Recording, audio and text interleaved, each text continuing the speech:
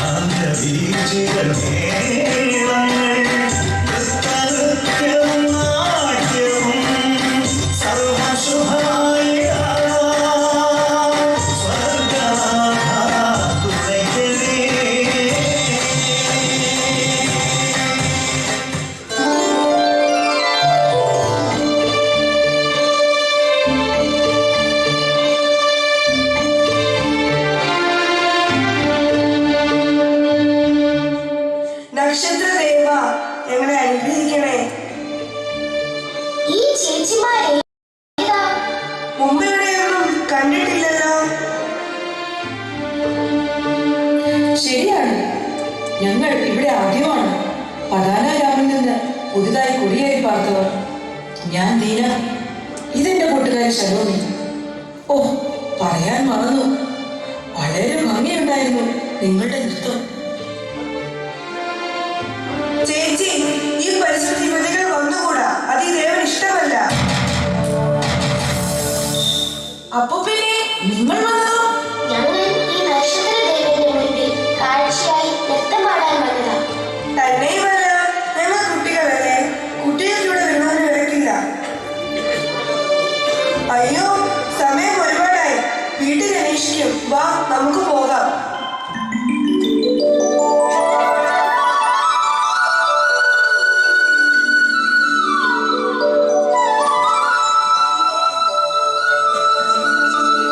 കഷ്ടം തന്നെ, എത്ര നിഷ്കളങ്കരായ കുട്ടികൾ! എന്തൊക്കെ ദുരാചാരങ്ങളാണ്, അനാചാരങ്ങളാണ് സമൂഹം സൃഷ്ടിച്ചെടുക്കുന്നത്, പഠിപ്പിച്ചു വെച്ചിരിക്കുന്നത്. യുവതികൾ, കറുത്തവൻ, വെളുത്തവൻ, യഹൂദൻ, അങ്ങനെ എന്തൊക്കെ എന്തൊക്കെ! അതെ അതെ, പരിശീലനം ചെയ്യാത്ത പുരുഷന്മാർ നമുക്കും നിഷിദ്ധമല്ലേ? ദീന, അതാ എന്റെ പിതാവ് യാക്കോബ്, എന്റെ സുഹൃത്ത് ദിശാന് വരുന്നുണ്ട്. അയ്യോ ശലോമി, കുട്ടികളുടെ നൃത്തം കണ്ടു നിന്ന് സമയം പോയത് അറിഞ്ഞതേയില്ല. ഒരാഴ്ചയായി സുഖത്ത് നിന്ന് ഇവിടെ എത്തിയിട്ട്. തീർച്ചയായും അപ്പനിപ്പോൾ നമ്മളോട് വീട്ടിൽ തിരികെ പോകാൻ പറയും. നമുക്കെന്ത് ശരിയും ദേഷ്യമൊക്കെ ഒന്ന് കറങ്ങി കാണും. ഇപ്പോൾ തിരികെ പോകുന്നതിനെ പറ്റി പറഞ്ഞാൽ നീ അങ്ങ് സമ്മതിച്ചേക്കരുത്. മനസ്സിലായല്ലോ? ആ, മനസ്സിലായി മനസ്സിലായി.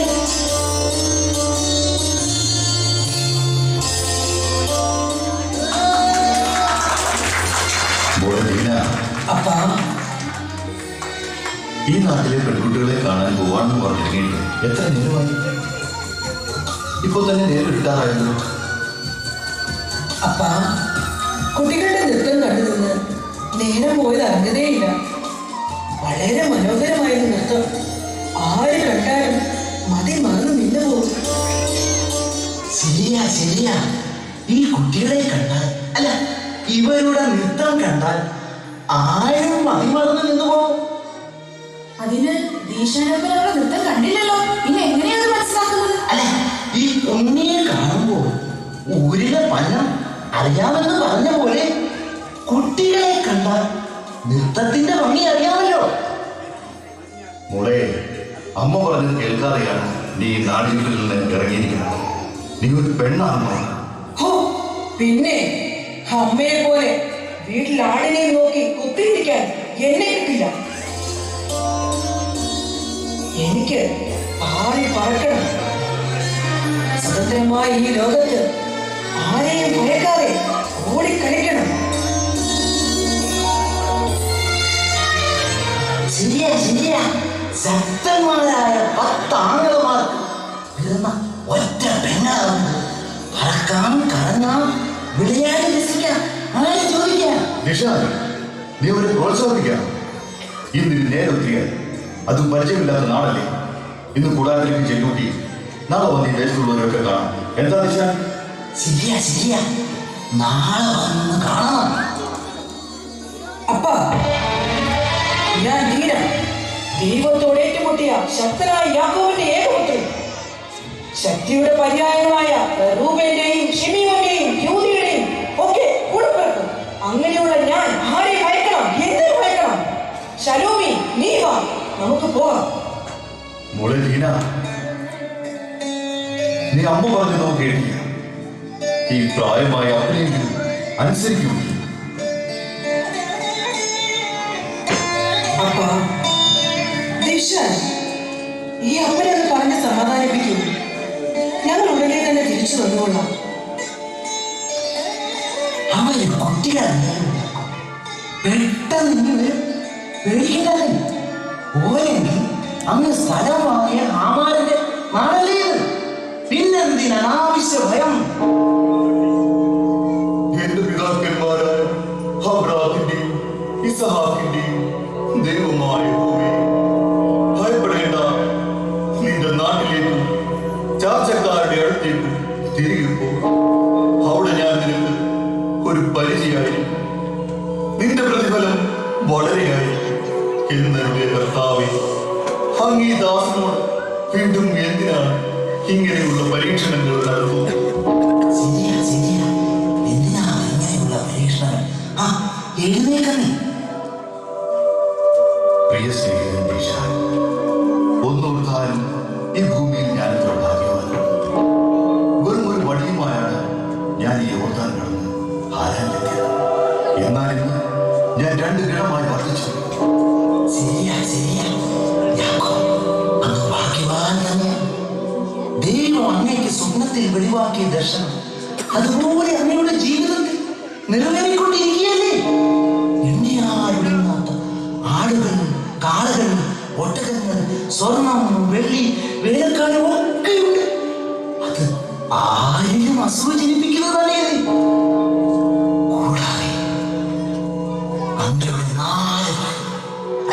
അങ്ങയുടെ 2 അവരിൽ പിറന്ന ചുണക്കുട്ടികളായ മക്കളും ഭാഗ്യവും സന്തോഷവും ഒക്കെ തന്നെയാണ്. അങ്ങേക്ക് കിട്ടിയതിന്റെ പകുതി ഭാഗ്യമാണ് എനിക്കുണ്ടായിരുന്നെങ്കിൽ ഞാൻ എത്ര ഭാഗ്യമായിരുന്നു. 24 മണിക്കൂറും ഞാൻ ദൈവത്തെ വിളിച്ചുകൊണ്ടിരുന്നത്. അതെ, അതുതന്നെയാണല്ലോ എല്ലാവരുടെയും പ്രശ്നം. എന്റെ പിതാക്കന്മാരുടെ ദൈവം എനിക്ക് നൽകുന്ന അനുഗ്രഹം എല്ലാവരിലും അസൂയ ചിന്തിക്കും. സ്വന്തം അമ്മാവൻ ലാബാൻ എങ്ങനെയാണ് എന്നോട് പെരുമാറിയത്? വെറും 4 പെറ്റ മാട്ടിൻകൂട്ടങ്ങളിൽ നിന്നാണ് അദ്ദേഹം ഇന്ത്യയിൽ കാണുന്ന എണ്ണിയാലൊടുങ്ങാത്ത കാലികളുടെയും ഒട്ടകങ്ങളുടെയും ചെമ്മരികാരുടെയും വൻപിച്ച സമ്പത്തിന്റെയും ഒക്കെ ഉടമയായത്. അതിന് അധ്വാനിച്ചതും ഈ ഞാൻ. ശരിയാ ശരിയാ, ലാബാൻ ഇത്രയും വലിയ സമ്പത്തിനുടമയായ യഹോവ എന്നോടൊപ്പം ഉണ്ടായിരുന്നത് കൊണ്ടായിരുന്നെന്ന് അദ്ദേഹത്തിനറിയാം. എന്നിട്ടും 10 തവണയാണ് പറഞ്ഞുറപ്പിച്ച കൂലിയിൽ മാറ്റം വരുത്തി എന്നെ ചതിച്ചത്. ഒരടിമയെ പോലെ കാലം ഇത്രയും പണിയെടുപ്പിച്ചു. ഞാൻ മോഹിച്ചു ഇളയ മുതൽ റാഹിൽ ഭാര്യയായി നൽകാവുന്ന വാഗ്ദാനം ഒരു കഴുതയെ പോലെ ആദ്യത്തെ 7 കൊല്ലം പണിയെടുപ്പിച്ചു. ശരിയാ ശരിയാ, എന്നിട്ട് കിട്ടിയതോ ചേട്ടത്തി റാഹേലിനെ കാട്ടി ലേ കെട്ടിച്ചത്. അനിയത്തിയെ കാട്ടി ചേട്ടത്തിയെ കെട്ടിച്ചെന്നാണ് ഈ നടപ്പ് ശാസ്ത്രത്തിന് ഞങ്ങളുടെ നാട്ടിൽ പറയുന്നു. അതെ, ചതി, ചിരിച്ചും കൊണ്ടും കൊടുത്തു. ശരിയാ ശരിയാ, ചതിയുടെ രുചി എപ്പോഴും ചിരിയിൽ പൊതിഞ്ഞതാവണമല്ലോ. ചിരിച്ചുകൊണ്ട് ചതിക്കുന്നവന് അമ്മായിയല്ല. കല്യാണ രാത്രിയിലെ വിരുന്നിന്റെ ലഹരിയിൽ എനിക്കൊപ്പം ശരിച്ചോണ്ട് പോകും. തിരിച്ചറിയാൻ കഴിയാഞ്ഞത് എന്റെ തെറ്റ്. അതിലങ്ങേ ഒരിക്കലും കുറ്റം പറയാനാവില്ല. ആദ്യ രാത്രിയുടെ ലഹരിയിൽ കിടക്കുമ്പോൾ ഇരിക്കുമ്പോൾ കിടക്കുമ്പോൾ മുഖത്ത് മൂടുപടമിട്ട് ആര് വന്നാലും തിരിച്ചറിയാൻ കഴിയില്ല. അല്ല, ഞാൻ ഉദ്ദേശിച്ചത് മദ്യലഹരിയിൽ ഇരിക്കുമ്പോൾ അങ്ങനെയൊക്കെ ആയാലും അങ്ങ് ആഗ്രഹിച്ചതുപോലെ റാഹേലിനെ സുഖമായി തന്നില്ലേ. കൂടെ സുന്ദരിയായ തൊഴി പിള്ളായി. അതൊക്കെ ശരി തന്നെ. പക്ഷേ മോഹിച്ച പെണ്ണു റാഹേലിനെ സ്വന്തമാക്കാൻ വീണ്ടും നീണ്ട 7 വർഷങ്ങൾ ലാബാന്റെ തൊഴുത്തിലെ അടിമ തന്നെ ചെയ്യേണ്ടി വന്നില്ലേ? അന്ന് പറഞ്ഞതേയില്ല. കാരണം അവളോടുള്ള അടങ്ങാത്ത മോഹം 14 വർഷങ്ങൾ പോയതറിഞ്ഞതേയില്ല. എന്നാലും കുഴപ്പമില്ല. വെറും കൈയോടെ ബഷവായിൽ നിന്ന് വന്ന അങ്ങേക്ക് ഈ കാണുന്ന സർവ സമ്പത്ത് സ്വന്തമാക്കാൻ പറ്റിയില്ലേ? സമ്പത്ത് തിരികെ പോരാൻ തുടങ്ങിയ എന്നെ വീണ്ടും നീണ്ട 6 വർഷങ്ങൾ അവിടെ പിടിച്ചു നിന്നു. പാടത്തും തൊഴുത്തിലും പണിയെടുത്തു. കാലിക്കൂട്ടങ്ങളെയും ആട്ടിൻപറ്റങ്ങളെയും ഒക്കെ മേയിച്ചു. അങ്ങനെയൊക്കെ നേടിയെടുത്തതാണ് ഈ കാണുന്ന സമ്പത്തുകളൊക്കെ. അല്ലാതെ മക്കളെ കെട്ടിയതിന് പാരിതോഷികമായോ സ്ത്രീധനമായോ ദാനമായോ കിട്ടിയതല്ല. മനസ്സിലായോ ദിഷാൻ? ഇല്ല, മനസ്സിലായില്ല. എനിക്കൊന്നും മനസ്സിലായില്ല. അതെ, യഹോവ എനിക്ക് നൽകുന്ന അനുഗ്രഹങ്ങൾ അസൂയയും അത്യാഗ്രഹവും മൂർച്ഛിച്ച ലാബാന്റെ കുബുദ്ധിയിൽ ജനിക്കുന്ന കൂലി വ്യവസ്ഥയിൽ എപ്പോഴും മാറ്റങ്ങൾ വരുത്തിക്കൊണ്ടേ. ഒരിക്കൽ ഞാൻ അറിയാം കറുപ്പും പുളിയുമുള്ള മുട്ടാടുകളെ കൂട്ടത്തിൽ നിന്നും മാറ്റി എന്നിട്ട് എന്നോട് പറഞ്ഞ പുലി വ്യവസ്ഥ, ഈ വർഷം പിറക്കുന്ന കറുപ്പും പുള്ളിയുമുള്ള ആളുകൾ നിനക്ക്, അല്ലാത്തവ എനിക്ക്. എന്റെ പിതാവായ അബ്രഹാമിന്റെയും ഇസ്ഹാക്കിന്റെയും ദൈവം എന്നോട് കൂടെ ഉള്ളതുകൊണ്ട് ആ പ്രാവശ്യം പിറന്ന എല്ലാ കുട്ടികളും കറുപ്പും പുള്ളിയുമുണ്ട്. അങ്ങനെ ഒട്ടനെ ചെട്ടി ചതിച്ചാൽ ചെട്ടിയെ ദൈവം ചതിക്കും. അടുത്ത വർഷം കൂലി വ്യവസ്ഥയിൽ വീണ്ടും മാറ്റം വരും. അങ്ങനെ 6 വർഷം 10 തവണ മാറ്റിയും മറിച്ചും കൂലിഭേദം വരുത്തിയിട്ടും വലിയവനായ സൈന്യങ്ങളുടെ യഹോവയുടെ അനുഗ്രഹത്താൽ നേടിയതാണ് ഈ കാണുന്ന വരയാടുകളും കോലാടുകളും ചെമ്മരിയാടുകളും. ശരിയാ, ഈ കാണുന്ന സമ്പാദ്യങ്ങളൊക്കെ ഉണ്ടാക്കാൻ അങ്ങ് അനുഭവിച്ച യാതനകൾ ഓർത്തിട്ട് എനിക്ക് കൂടി വിഷമം വരും. ഒരു മനുഷ്യായുസിന്റെ വിലയേറി 20 വർഷം ഉണ്ണാതെ ഉറങ്ങാതെ രാത്രിയിലെ കൊടുന്തണം പകലിന്റെ പൊള്ളുന്ന ചൂടും സഹിച്ച് ഒറ്റയാടുകളെ പോലും കാട്ടുമൃഗങ്ങൾക്കോ വേട്ടപ്പട്ടികൾക്കോ കൊടുക്കാതെ കണ്ണിൽ എണ്ണയൊഴിച്ചിരുന്നതിന്റെ പ്രതിഫലമാണ് എന്റെ ഈ കാണുന്ന മുഴുവൻ സമ്പത്ത് ഐശ്വര്യങ്ങളും. മനസ്സിലായോ ജിഷാൻ? ശരിയാ, മനസ്സിലായി. എന്തായാലും അവിടെ നേടിയതൊക്കെ എടുത്തുകൊണ്ട് രക്ഷപ്പെട്ടത് ഭാഗ്യം. നീ പറഞ്ഞത് ഒരു കണക്കിന് ശരിയാ. അവരറിയാതെ ആ തണുത്ത രാത്രിയിൽ ലാവാനാടുകളുടെ രോമം കത്തിക്കാൻ പോയതാക്കിന് പാലാനിലെ ആ നശിച്ച മലഞ്ചെരുവിൽ നിന്ന് ഒളിച്ചു കടന്നില്ലായിരുന്നു. ഞാനും എന്റെ മക്കളും ലാവാന് വേണ്ടി പണിയെടുത്ത് അവിടെ ജീവിതം ഹോമിക്കേണ്ടി വരുമായിരുന്നു. അങ്ങയുടെ മക്കൾ രൂപേനും യൂദായുമല്ലേ ആ വരുന്നത്? അതെ, നമ്മെ നോക്കിയുള്ള വരവായി. യൂദാ, നീ ആടുകളെ അവിടെ വിട്ടിച്ച് ഇങ്ങോട്ട് വാ. റൂബേൻ, ആടുകൾക്ക് വേണ്ട തീറ്റ കൊടുത്തിട്ടാണോ നിങ്ങൾ ഇറങ്ങിയിരിക്കുന്നത്? എന്താ ഈ കറക്കം? ശിമിയോനെയും ലേവിയെയും ഇതുവരെ എത്തിയിട്ടില്ല. അവരെ നോക്കി ഇറങ്ങിയതാണ്. ആടുകൾക്ക് തീറ്റ കൊടുക്കാൻ ദാനിയും നഫ്താലിയും ഒക്കെ ഏർപ്പെടുത്തിയിട്ടാണ് ഞങ്ങൾ കൊണ്ടുവന്നത്. ജോസഫ് എവിടെ? അവനെ കൂടെ കൂട്ടാമായിരുന്നില്ലേ? ദേശമൊക്കെ അവൻ നടന്ന് കാണാമായിരുന്നല്ലോ. ജോസഫിനെ ഞങ്ങൾ വിളിച്ചതാ. അതെങ്ങനെ? അവനെ പുറലോകം കാണിക്കാതെ വളർത്തി വഷളാക്കിയല്ലേ അപ്പനമ്മമാര്. അവനെ റാഹേലമ്മ വിട്ടില്ല. കൊഞ്ചിച്ച് അവനെ കഴിവ് കെട്ടവനാക്കാതിരുന്നാൽ മതി. മോനെ യൂദാ, നീ അങ്ങനെ പറയരുത്. അവൻ നിങ്ങളുടെ ഒരു ക്യാൻസർ ഏറ്റവും ഒടുവിൽ പറഞ്ഞ കുഞ്ഞെ. അതുപോലെ നിങ്ങളുടെ സഹോദരി നാട് കാണാൻ ശലോമിയും ഉണ്ട്. ആ ഷേഖേമിന്റെ തെരുവുകളിൽ ചുറ്റിത്തിരിയുന്നുണ്ട്. അവളെയും വിളിച്ചുകൊണ്ട് ഇരുട്ടുന്നതിന് മുൻപ് കൂടാതിരുത്താൻ നോക്കുക. അവൾക്കും നിങ്ങൾക്കും പരിചയമില്ലാത്ത സ്ഥലവും ജനങ്ങളുമാണ്. സൂക്ഷിക്കുക. ശരിയപ്പ, ഞങ്ങൾ അവളെയും വിളിച്ചുകൊണ്ട് പെട്ടെന്ന് കൊണ്ടുപോകണം. ദൈവം അനുഗ്രഹിക്കട്ടെ. എന്നാൽ ഞാൻ അങ്ങോട്ട് ചെല്ലട്ടെ.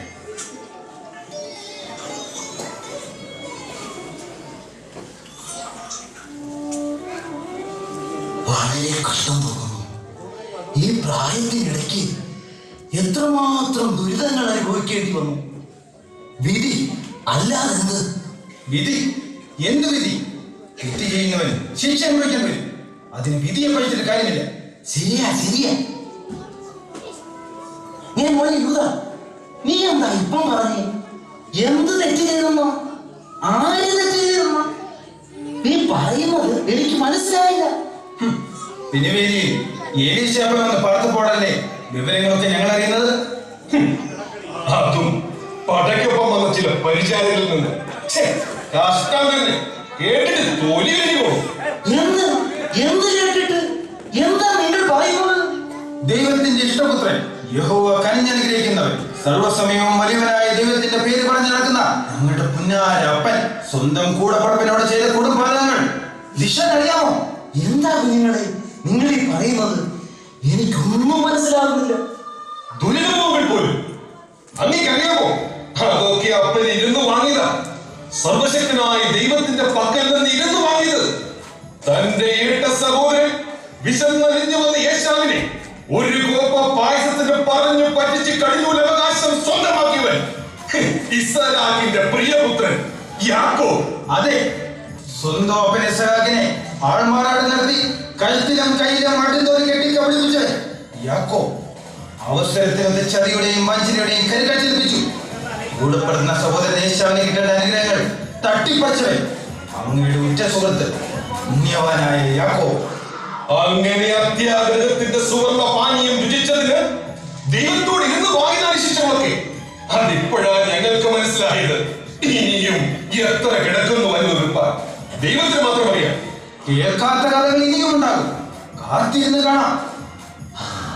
നിങ്ങളുടെ മുത്തച്ഛൻ ലാബാന്റെ അടിമത്തത്തിൽ പണിയെടുത്തതും അദ്ദേഹത്തിനുണ്ടായ കഷ്ടപ്പാടുകളുടെയും ചതിയുടെയും ഒക്കെ ദുരനുഭവങ്ങൾ പങ്കുവയ്ക്കുകയായിരുന്നു അദ്ദേഹം എന്നോട്. ചതിയല്ലേ?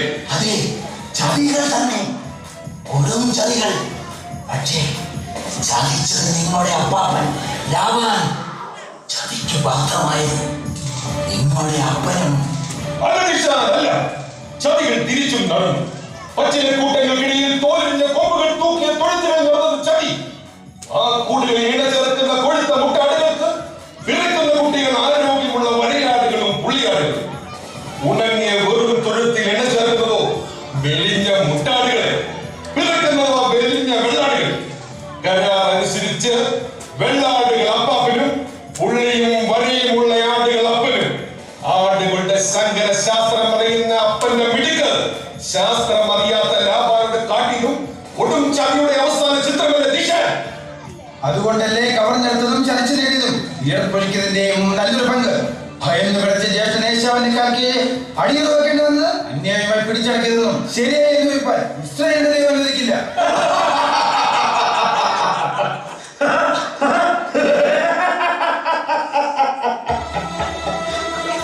ഇസ്രായേലിന്റെ ദൈവം, ഇസ്രായേലിന്റെ ദൈവം അതാരാണ്? ആരാണ് നിങ്ങൾ? ഞങ്ങളുടെ ചരിത്രവും കുലവും ആരാധനയും വിശദീകരിച്ച് പറയുന്നതിന് മുൻപ് താങ്കളാരാണ്?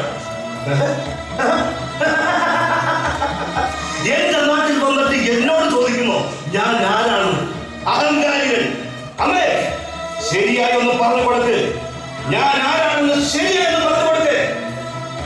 ഇത് ശെഖേം, ദേശത്തിന്റെ പ്രഭുകുമാരൻ അല്ല അധിപതി. ദേശത്തിന്റെ അധിപതിയായതുകൊണ്ട് പേരും അത് തന്നെ, ശെഖേം. ഞാൻ അവര് ശെഖേമിന്റെ സുഹൃത്ത് വലങ്കൈ. അതെ, ഇങ്ങനെയാണോ പരിചയപ്പെടുത്തുന്നത്? ഞാൻ ശരിയായി പരിചയപ്പെടുത്താം. ഇത് ശെഖേം, ദേശാധിപതി ഹാമാന്റെ മകൻ ശെഖേം. ഇവിടെ ആരൊക്കെ എപ്പോഴൊക്കെ എങ്ങനൊക്കെ നടക്കണം, ഇരിക്കണം, കിടക്കണം തീരുമാനിക്കുന്നത് ഇദ്ദേഹം. ഇവിടുത്തെ കന്യകമാരുടെ കണ്ണിലുണ്ട്. പിന്നെ ഞാൻ വലങ്കൈ തേമാൻ, ഇവൻ ഇടങ്കൈ അമാലേ. മതി മതി. ഇപ്പോ ഏതാണ്ടൊക്കെ ഞങ്ങളെ പറ്റി ഒരു ഏകദേശ ധാരണ നിങ്ങൾക്കുണ്ടായി കാണുമല്ലോ. ഇനി നീ പറ, ആരാണ്, എന്തിനാണ് ഇവിടെ വന്നത്? ചെക്കപ്പോ വെറുതെ കൈക്ക് പണിയുണ്ടാക്കാൻ പോടാ.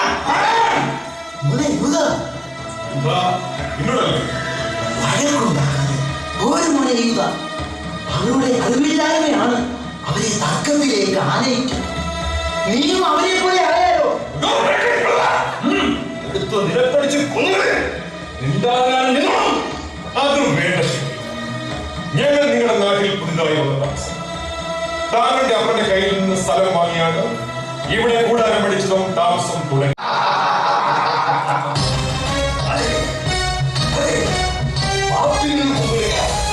അതിനുശേഷം ഞങ്ങളുടെ ക്ഷേത്രത്തിനുള്ളിൽ വിളക്ക് തെളിയിച്ച് ശക്തിയുണ്ടവരെ സംതൃപ്തിപ്പെടുത്തുക. മാറി നിൽക്കണം. വഴിമുടക്കിൽ നിന്ന് ചെലമ്പുന്നു. ദൈവത്തോടും മനുഷ്യരോടും പോരാടി ജയിച്ച ശക്തനായ യാക്കോബിന്റെ മകൾ തീരുമാനോ നിന്റെയൊക്കെ ഈ പേക്കുത്ത്. മാറി നിൽക്കണം.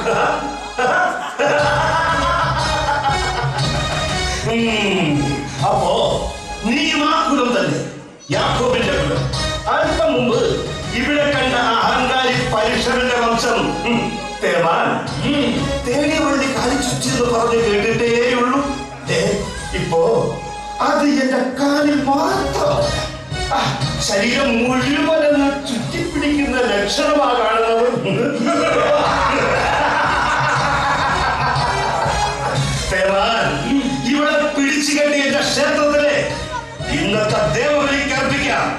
അതിനുശേഷം ജീവനിക്കും.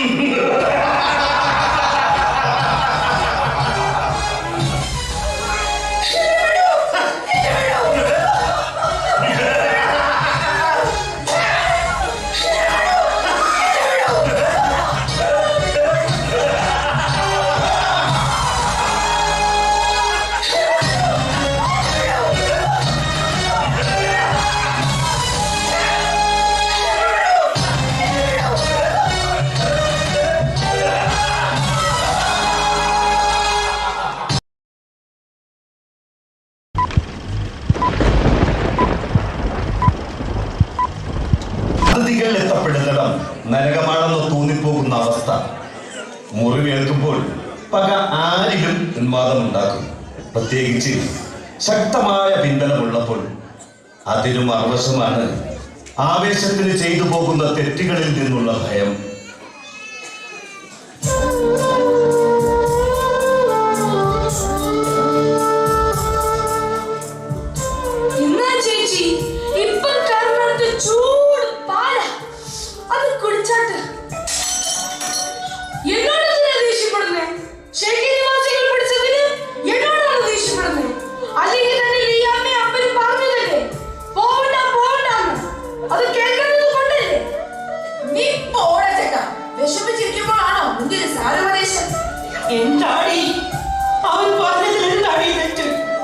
ഞാൻ ഇവളോട് 100 തവണ പറഞ്ഞതാ, നീ അവിടെ പോകരുത് എന്ന്. നമുക്ക് പരിചയമില്ലാത്ത സ്ഥലം, കുറച്ച് നാൾ കഴിയട്ടെ, ആളുകളുമായൊക്കെ ഒന്ന് പരിചയത്തിലാകട്ടെ എന്ന്. അപ്പോൾ തന്നെ അവർക്ക് ധരിച്ചിട്ടുണ്ട്. എന്നിട്ട് പഴനായി അമ്മേ ശബ്ദം കുത്തരുത്. അവരുടെ ഈ ഒരു അവസ്ഥയിൽ ഇങ്ങനെ കുറ്റപ്പെടുന്നതിന് പകരം അവർക്ക് ധൈര്യം പകരുകയാണ് നമ്മൾ ചെയ്യേണ്ടത്. ഇവൾക്കോ ധൈര്യം പകരുന്നത്? അത് കൂടിപ്പോയതാണ് ഈ അപകടങ്ങൾക്കൊക്കെ കാരണം. അഹങ്കാരത്തിന്റെ ആപത്ത് കണ്ടില്ലേ ഇവളുടെ വസ്ത്രധാരണ രീതികൾ? തലമറച്ച് ആദ്യ ശിരസും സുഗന്ധം പൂശിയവളെ നടന്നുപോകെ യഹോവയെ ആശ്രയിക്കുന്ന ഒരു യഹൂദ പെൺകുട്ടിയെ ചേർന്നാണോ സലോമി? നീ പറ. അമ്മേ, എന്താണ് അമ്മേ പറയുന്നത്? എന്റെ വസ്ത്രധാരണ രീതിയാണ് ആ നരാധമയിൽ കാമം ജനിപ്പിച്ചത്? അതോ ശിരോവസ്ത്രം മറയ്ക്കാത്ത കൂന്തലോ എന്റെ ചാരിത്രത്തെ പെറ്റി ചിന്താൻ ആ നാട്ടുമൃഗത്തിന് പ്രേരണയത്? മതിയടി മതി. ഇത്രയുമായിട്ടും അവളുടെ അഹന്തയ്ക്ക് ഒരു കുറവുമില്ല. മറ്റുള്ളവരുടെ ആചാരങ്ങളിൽ വിശ്വാസങ്ങൾ ബഹുമാനിക്കുന്നവർ, അല്ലാതെ അതിനെ നിന്ദിക്കുന്നവരല്ല. മതിലാണ്, അല്ലാതെ വാതിലല്ല. ആർക്കും കയറിയിറങ്ങാവുന്ന വാതിൽ. ഏക ദൈവത്തിൽ ആശ്രയിക്കുന്ന ഒരു യുവസ്ത്രീയുടെയും ഭവനത്തിന്റെ വാതിൽ കടക്കുവാനും മതിലുകളെ പേടിക്കുവാനും ഒരു ശത്രുവിനും ധൈര്യം ഉണ്ടാവുകയില്ല. യഹോവ അതിനനുവദിക്കുകയില്ല. യഹോവ യഹോവ യഹോവ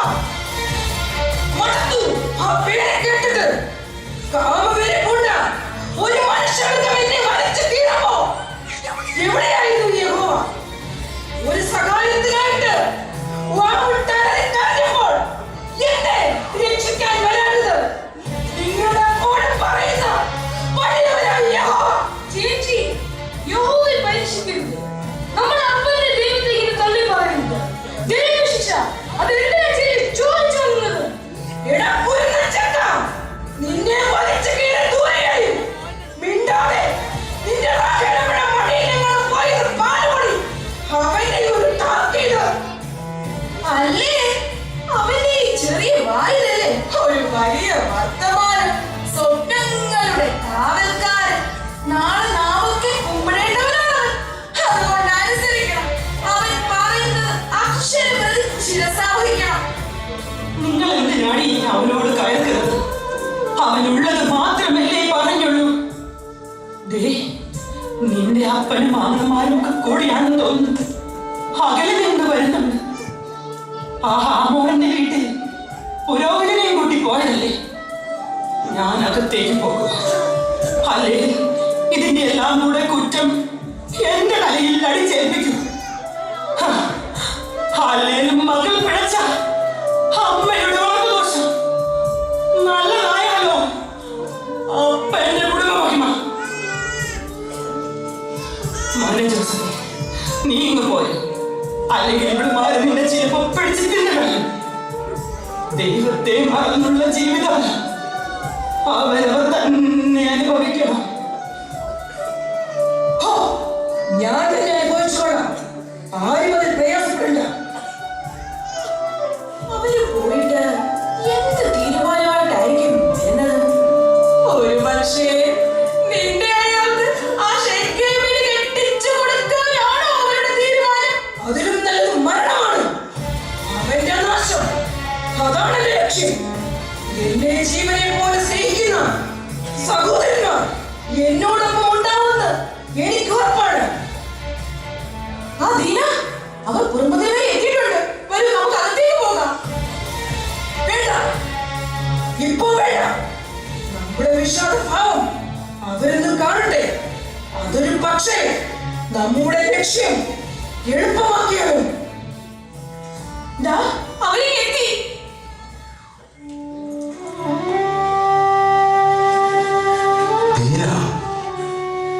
എന്തിനാണ് ഇത് ദുഃഖിച്ചിരിക്കുന്നത്? അവരുടെ ആചാരങ്ങൾ ലംഘിച്ചതിനുള്ള പരിഹാരക്രിയകൾ കഴിഞ്ഞാണ് ഞങ്ങൾ വന്നിരിക്കുന്നത്. നിന്റെ ദുഃഖത്തിന് ഒരു പരിഹാരം ഉണ്ടാവും കുട്ടി. നീ ഇങ്ങനെ വിഷാദിച്ചിരിക്കുന്നത് നിന്റെ സഹോദരന്മാരെ വകയിരിക്കാനെ സഹായിക്കും.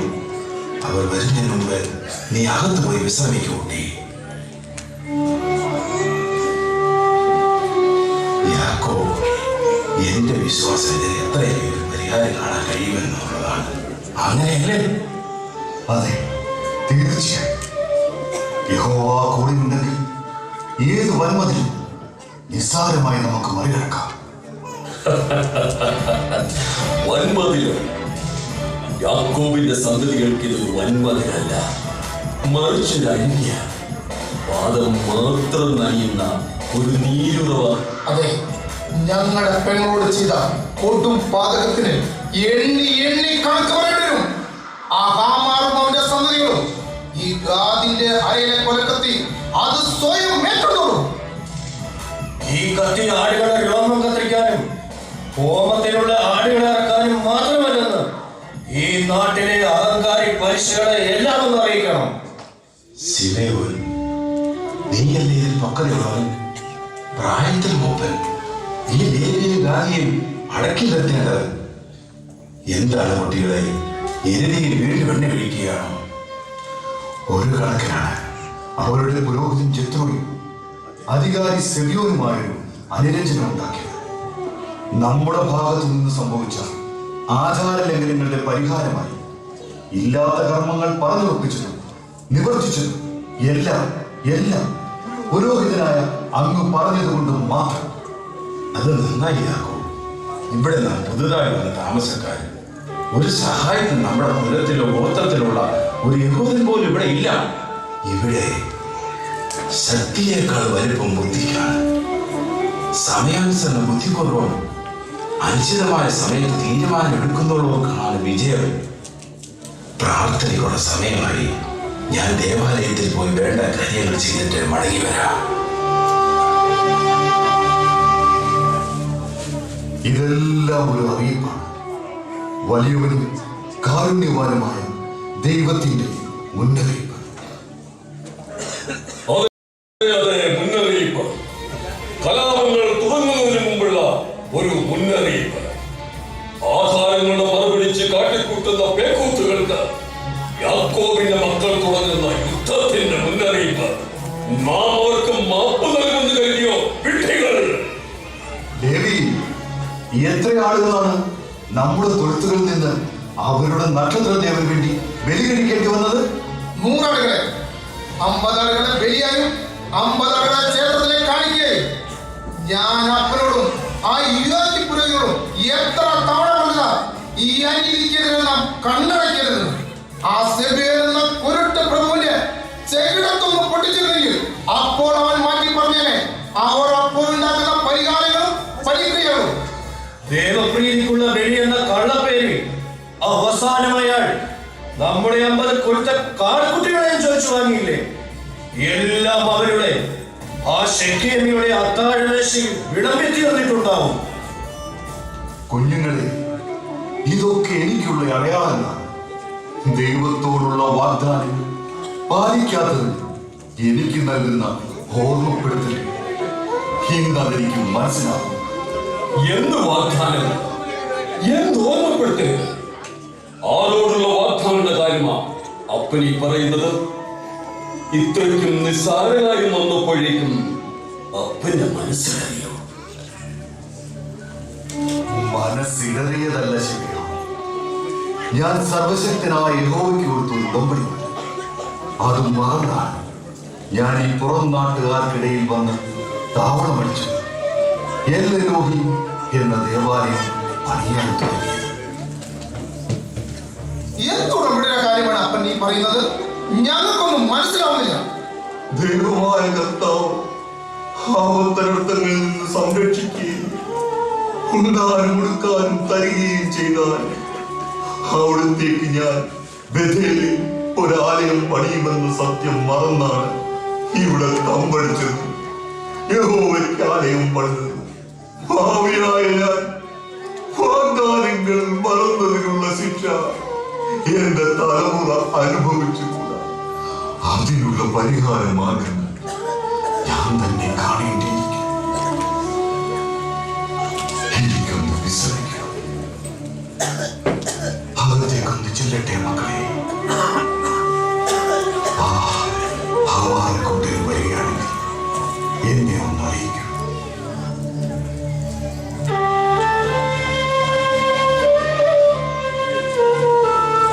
അപ്പന്റെ മനസ്സ് ആകെ തകർന്നിരിക്കുന്നു.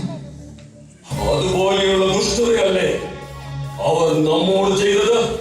ആ ശേഖേം ദേശത്തുള്ള ചെറുപ്പക്കാർ നമ്മുടെ അപ്പന്റെ ഏക മകളോട് കാട്ടിയ ക്രൂരത പെട്ടെന്ന് മറക്കാവുന്നതാണോ? എനിക്ക് തന്നെ എന്നെ നിയന്ത്രിക്കാൻ കഴിയുന്നില്ല. ശരിയാ, ഇത്രയും വലിയ ചതിയും ക്രൂരതയും നമ്മളോട് കാണിച്ചിട്ട് നാം അതിനെ കണ്ണടച്ചിരിക്കുന്നത് ശരിയല്ല. നാം പ്രതികരിക്കാതിരിക്കുന്നു, വീണ്ടും അവർ പ്രകടനം തന്നുകൊണ്ടിരിക്കും. ആ അശ്വൻ എന്താണ് താമസിക്കുന്നത്? 3 ദിവസമായി ആടുകളുടെ രോമം കത്തിരിക്കാനെന്ന് പറഞ്ഞിറങ്ങിയിട്ട്. അതെ, അശ്വൻ രോമം കത്തിച്ചിട്ട് ഇന്നലെ വരേണ്ടതാണ്. ഏതെങ്കിലും കാട്ടുമൃഗത്തെ വേട്ടയാടി കിട്ടിയിട്ടുണ്ടാവും. അങ്ങനെയെങ്കിൽ അതിനെ അറുത്ത് ഉണക്കി ഇറച്ചിയാക്കി കൊണ്ടുവരാനാവും ഇത്രയും വൈകുന്നത്. ഇവിടെ നടന്നതൊക്കെ അശ്വൻ അറിഞ്ഞാൽ അവൻ നേരെ ശേഖേമിലേക്കായിരിക്കും ആദ്യം പോവുക. അങ്ങനെയായാൽ നമ്മുടെ പണി കുറച്ച് കുറഞ്ഞു കിട്ടും. എല്ലാ ശേഖേമികളെയും അറിയിച്ചു കൊടുക്കാം യാക്കോബിന്റെ മക്കളാണെന്ന്. അടങ്ങൂലേ? യാക്കീം പുരോഹിതൻ പറഞ്ഞത് നീ കേട്ടതല്ല. ഇത് നമ്മുടെ നാടല്ല. അംഗബലത്തിൽ നാം വിരലിലെണ്ണാവുന്നവർ മാത്രം. ഒരു നാടിനോട്, ആ നാട്ടിലെ ചെറുപ്പക്കാരോട് മുഴുവൻ ഏറ്റുമുട്ടാൻ ശക്തിയുടെ കാര്യത്തിൽ ഒരുപക്ഷേ യാക്കോബിന്റെ മക്കൾക്ക് കഴിഞ്ഞെന്നു വരില്ല. അപ്പോ നാം അവരുടെ മുന്നിൽ അടിയറ പറയുന്നതാണോ ജ്യേഷ്ഠൻ പറയുന്നത്? അങ്ങനെ ആര് പറഞ്ഞു അടിയറവ് പറയണമെന്ന്? ഇവിടെ ശക്തിക്ക് പകരം ബുദ്ധിയാണ് ഉപയോഗിക്കേണ്ടത്. യുക്തിപരമായ ബുദ്ധി. അതെങ്ങനെ? എന്താണ് നാം അത് ചെയ്യേണ്ടത്? അതൊക്കെ നിങ്ങൾ വഴിയെ കണ്ടോളും. പക്ഷേ എന്നോടൊപ്പം നിൽക്കണം. നമുക്ക് ആ അശ്വരനെയും കൂട്ടാം. ഒരു പാളയം തകർക്കാനുള്ള എളുപ്പ വഴി ആ പാളയത്തിൽ നിന്ന് തന്നെ കണ്ടെത്തണം. സമ്പത്തോ പ്രശസ്തിയോ ആഗ്രഹിക്കുന്ന എന്തെങ്കിലും ചിലരെ നാം കണ്ടെത്താനിരിക്കില്ല. അവരിൽ നിന്നും അങ്ങനെയുള്ള ഒരുത്തരെങ്കിലും നാം കണ്ടെത്തണം. അവരിലൂടെ നാം ഈ കുലം തകർക്കും. അത് ഞങ്ങളെ പണം കണ്ടാൽ കണ്ണു മഞ്ഞളിക്കുന്ന ഏതെങ്കിലും അധികാരക്കുര്യന്മാരെ ഞങ്ങൾ അവിടുന്ന് കണ്ടെത്തിക്കൊള്ളാം. അതാ ആരും വരുന്നുണ്ടല്ലോ. അത് അവനപ്പൻ ആമറല്ലേ? വരട്ടെ വരട്ടെ.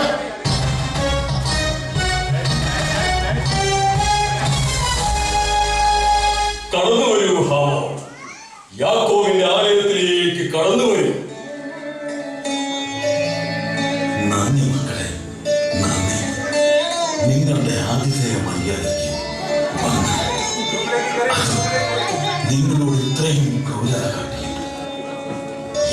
മകൻ ചെയ്യുകയും കൂട്ടരും നിങ്ങളോട് ചെയ്ത അനീതി ഞാൻ പശ്ചാത്തപിക്കുന്നു.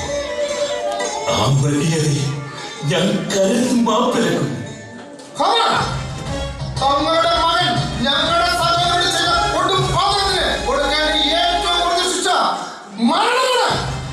അത് ഈ അപ്പനും പുരോഹിതനും തടഞ്ഞുകൊണ്ട് മാത്രം. നിന്നോട് ഞാൻ പറഞ്ഞതാണ്, വീണ്ടും അത് മനസ്സിലാക്കാതെ. അവർ കുട്ടികൾ രക്തത്തിന്റെ തിളപ്പ്.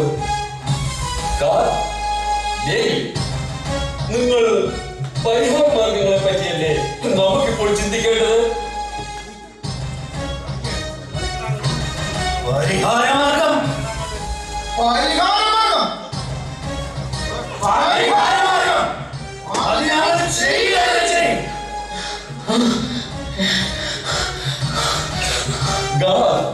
നിന്നോടല്ലേ പറഞ്ഞത് അടങ്ങിയിരിക്കാൻ? തലയിരിക്കുമ്പോ മാലാറുന്നത് യഹൂദന്മാർക്ക് ചേർന്നതല്ല. അപ്പോൾ ചെയ്ത തെറ്റുകൾക്കുള്ള പരിഹാര മാർഗങ്ങളെ പറ്റി പറയും. അത് ഞങ്ങൾ ചെയ്യണോ? അതോ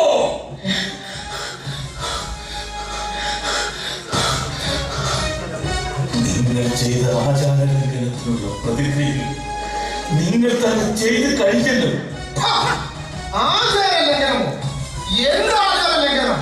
നിങ്ങൾ ഉണ്ടാക്കിയ ആചാരം, നിങ്ങൾ ഉണ്ടാക്കിയ നിയമങ്ങൾ, അത് ഈ ലോകം മുഴുവൻ അനുവർത്തിക്കണമെന്ന് ചിന്തിച്ചാൽ അതൊരു അഹങ്കാരമല്ല. പരമ്പരാഗതമായി ഞങ്ങൾ ശീലിച്ചു പോകുന്ന നിഷ്ഠകൾ, ശീലങ്ങൾ, ഇതിലൊക്കെ വിശ്വസിക്കുന്നവരാണ്. നിങ്ങൾ വിശ്വസിച്ചു, ആരാധിച്ചു, അത് നിങ്ങളുടെ വിശ്വാസങ്ങൾ.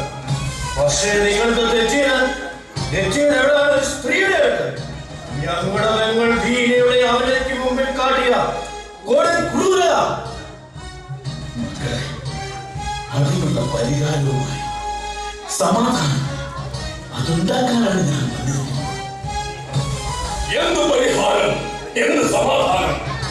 അറ്റുപോയ തല കൂട്ടിയോജിപ്പിക്കുന്ന ചെപ്പിടികൾ പലതും ഈ ശേഖരവാസികൾക്ക് പരിചയമുണ്ടോ? അതോ കൊത്തിയ പാമ്പിനെ തിരികെ വിളിച്ച് വിഷമിറക്കുന്ന രീതിയോ? എന്താണ് എന്താണ്? അത് തന്നെ, കൊത്തിയ പാമ്പ് തന്നെ പരിഹാരത്തിനായി കേളുമെന്ന്.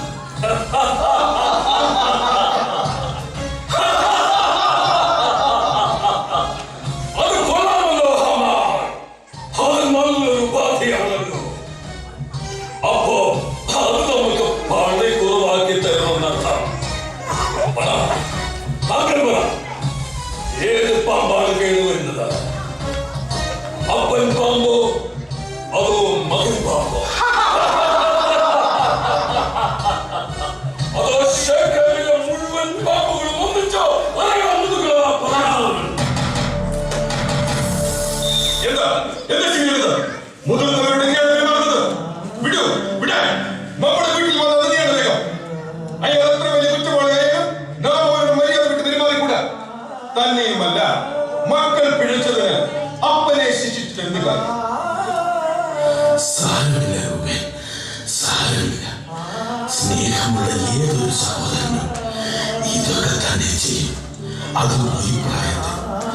അത്രമാത്രം വലിയ തെറ്റാണ് ഞങ്ങളുടെ കുലം ഈ ദേശത്ത് അതിഥികളായുള്ള നിങ്ങളോട് കാട്ടിയത്.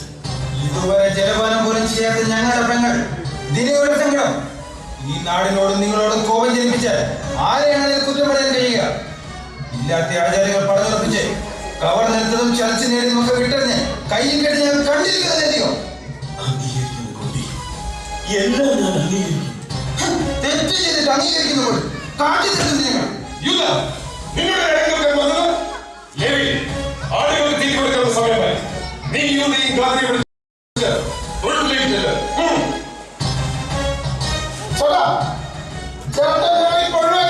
തൽക്കാലത്തേക്ക് മാത്രമേ ഈ തീ വെക്കാൻ കഴിയൂ. എങ്കിലും ഞങ്ങൾ ഇപ്പൊ പോകുന്നു. ഇതാ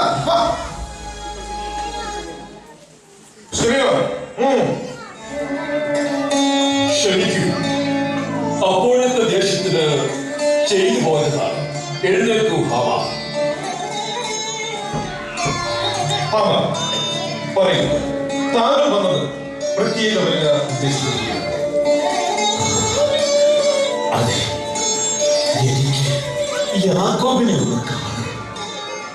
അപകടകരമായ രോഗങ്ങൾക്ക് പെട്ടെന്ന് ചികിത്സ തേടാത്ത പക്ഷം അത് മരണത്തിലേ അവസാനിക്കും. പലരുടെയും മരണത്തിൽ. മരുന്നില്ലാത്ത രോഗങ്ങൾ സ്വയം മെലിക്കെടുത്താലോ? ശരിയാണ് നിങ്ങളൊക്കെ പറഞ്ഞത്. ദിശ ഹാമാനോട് വന്നിരിക്കുന്നു. അപ്പനെയും വിളിച്ചുകൊണ്ട് ഇങ്ങോട്ട് വരൂ. പിന്നെ ഇവർ കുട്ടികൾ താങ്കളോട് കയറുന്നു മറ്റും ഇവിടെ അതിന് ഞാൻ അങ്ങോട്ട് മാപ്പില്ല. അപ്പൻ അതറിയാം.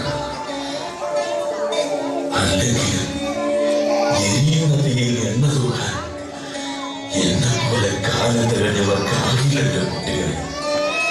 സന്തോഷത്തോടെ സമാധാനത്തോടെ സ്നേഹത്തിൽ കഴിയുമെന്നുള്ള ചുറ്റുപാടുകൾ തന്റെ തലമുറയ്ക്ക് ഉണ്ടാക്കി കൊടുക്കുക എന്നത് ഒരപ്പൻ എന്ന നിലയിൽ എന്റെ ധർമ്മമല്ലേ? ശരിയാ ശരിയാ.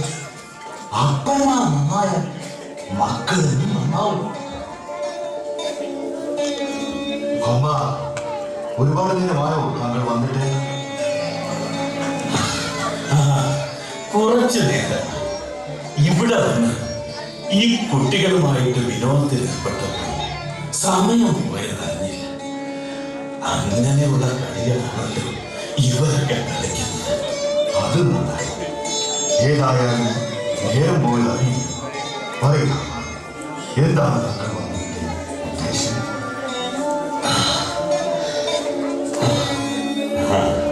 പെട്ടെന്ന് കാര്യത്തിലേക്ക് കടക്കാം. എന്റെ മകൻ ശരിക്കും അമ്മയുടെ മകൾ നീതിയോട് ചെയ്ത കൊടും ക്രൂരതയിൽ അവന് തന്നെ കുറ്റബോധം തോന്നിയിരിക്കും. അതിനുള്ള പ്രായശ്ചിത്തമായി അവളെ ഭാര്യയായി സ്വീകരിക്കാൻ അവൻ ഒരുങ്ങിയിരിക്കുക. കല്യാണമോ? ഇതാണോ താങ്കൾ ഉദ്ദേശിച്ച വിട്ടുചികിത്സ? നീ അകത്തു പോകാൻ ഞങ്ങൾ ഇതിനൊരു പരിഹാരം ഉണ്ടാകും.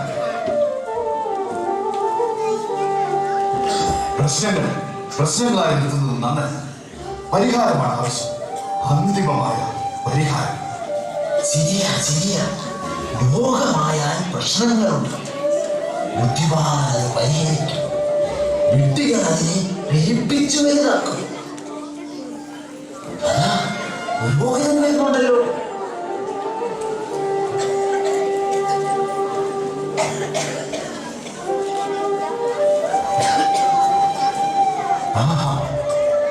ഉണ്ടല്ലോ, നന്നായി.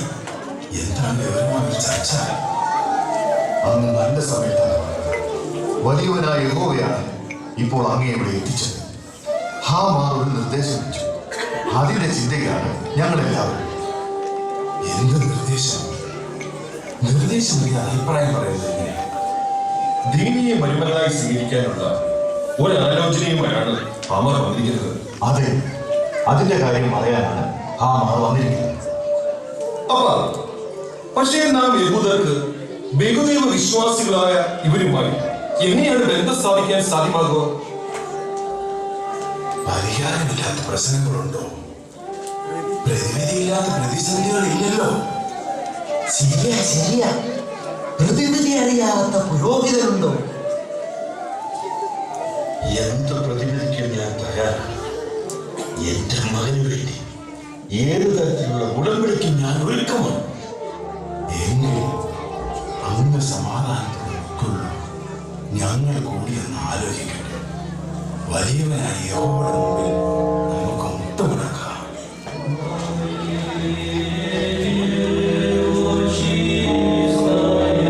Yes.